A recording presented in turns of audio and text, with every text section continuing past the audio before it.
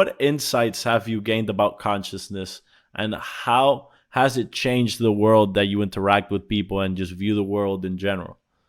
Well, first of all, I made consciousness something that was real for me, not just a concept. And it also showed me that it was fundamentally a tool and something that we experience in an innate part of our nature. I learned that consciousness is not something that has yet been studied by science. It's consciousness has been used to create science. And so, you know, I got the opportunity to be able to explore consciousness in a very deep way. And the way that it ultimately shaped my worldview was that it rewrote it. It showed me that we are consciousness first and human and body second. And that as an expression of consciousness, we're fundamentally connected to the universe, and that the universe is part and parcel of us. And so it changed the way that I ultimately oriented myself with the world and the universe, and also how I understood what it was to be a conscious being, as well as the responsibilities of consciousness.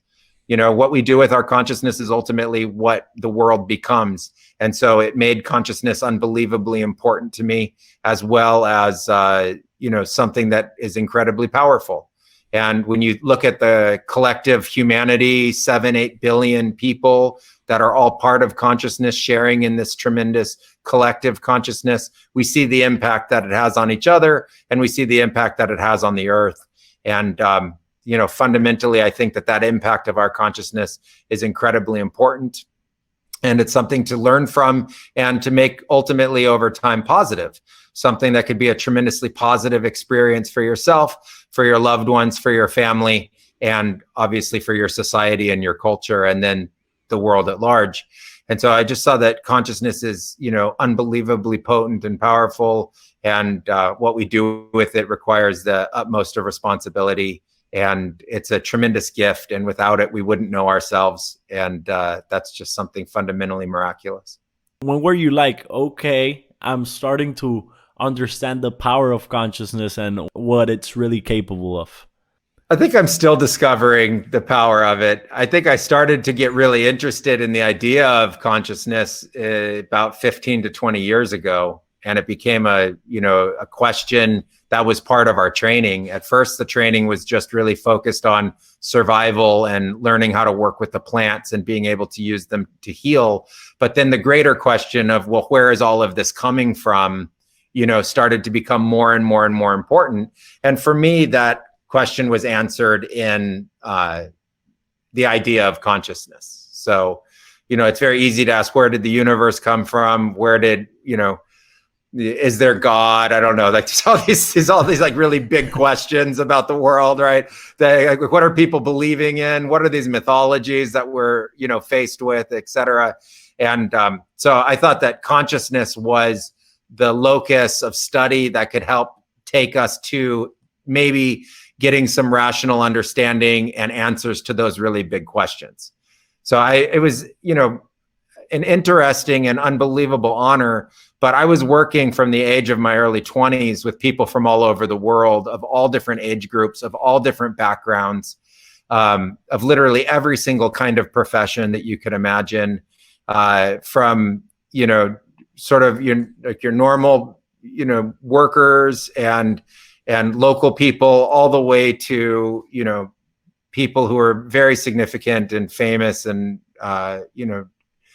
of the world. And so to be able to have on a day in, day out basis been questioned and asked literally every kind of question you could imagine, it just kept kind of beating the drum or tapping on that same locus, like, where is all of this coming from?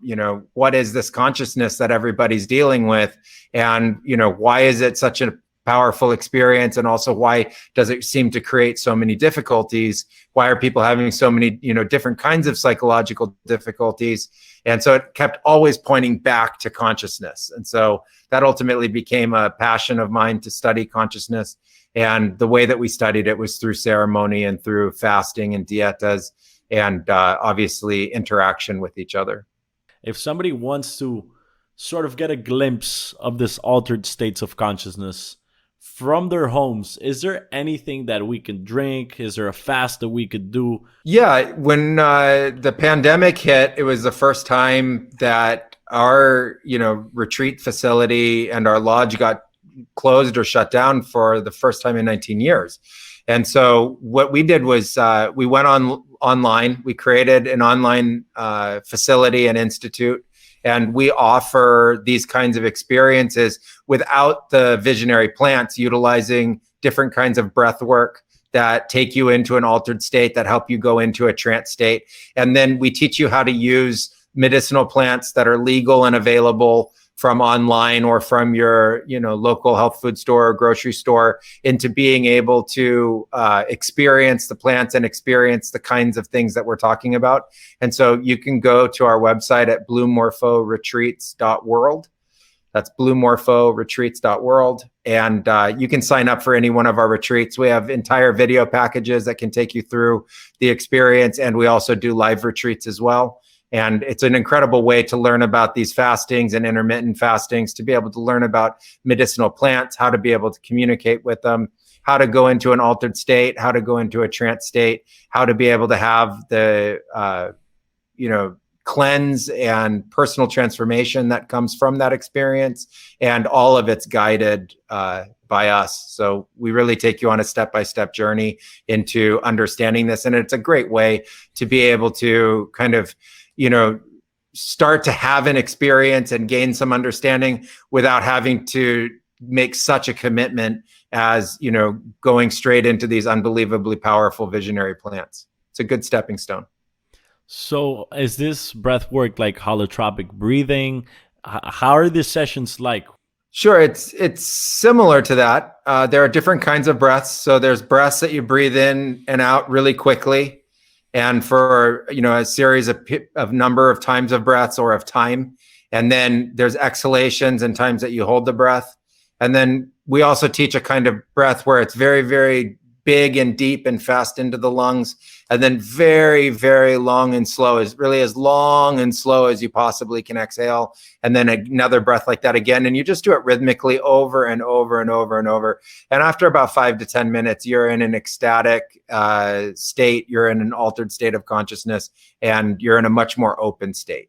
And then you're able to tap into the plants and have the visionary experience. Is this something that the shamans do, or is this something that you started studying now with the whole pandemic and trying to figure out how to help people achieve these states? Well, we use a different, style of breathing normally, and we teach a different style of breathing to be able to manage yourself in the ceremonies. And so changing breath work as part of the ceremony is something that we've always done. But to use it principally as a method to be able to go into trance state and to support the trance state is something that we've really, brought forward and increased the potency of, so that people could do this from home. The idea was, especially during the pandemic, that to have you be able to participate in a retreat and to be able to get the most out of that retreat, even if you are under, total lockdown without even being able to go to a grocery store. The goal was that you could go to your spice rack in your house. You could go to, what you have in the refrigerator, and you would be able to find garlic. You could find turmeric. You could find onion. You could find basil. You could find thyme. You could find rosemary. You could find, these different things that we normally just think of as basic foods. And we wanted to show people how to be able to use them as antivirals, how to be able to use them to boost immune system, how to be able to reset and reawaken the mind and feeling and, good feelings, positive feelings after so much uncertainty with, this whole pandemic thing and the disrupt that it's caused. And so our goal was to, create an experience that was truly holistic, that could really take care of all of your needs over a short period of time, to be able to give you that burst and that help to kind of shake off, any kind of negativity, procrastination, difficulties associated with the whole pandemic itself. And at the same time, instead of sitting in fear and being scared of what could happen, to be proactive and to already become healthier, to already make healthier choices around food, to be able to make healthier choices around, what kinds of natural medicinal plants are available, how to be able to boost the immune system and stay healthy through this pandemic.